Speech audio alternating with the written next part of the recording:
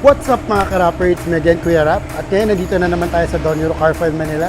So ngayon, meron akong papakitang project na naman sa inyo. So may gagawin tayong brand new na 2023 Camaro RS.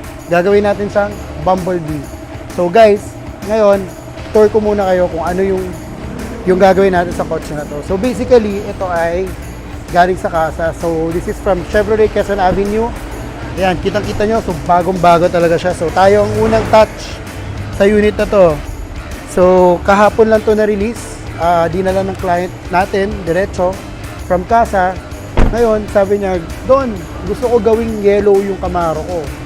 So, anong maitutulong mo sa akin? So, yung client na to, nag-inquire sa akin, wala pa yung sasakyan. So, siguro it took them 3 weeks to decide na dito talaga magpagawa sa shop natin. So, marami siyang in-inquirean, pero he ended up dito sa shop. So, ibig sabihin, talagang happy siya with what the outcome will be for this unit. So, guys, kung interested kayo magparap dito sa Don Euro Car File Manila, you can like our Facebook page, Instagram, YouTube, and TikTok.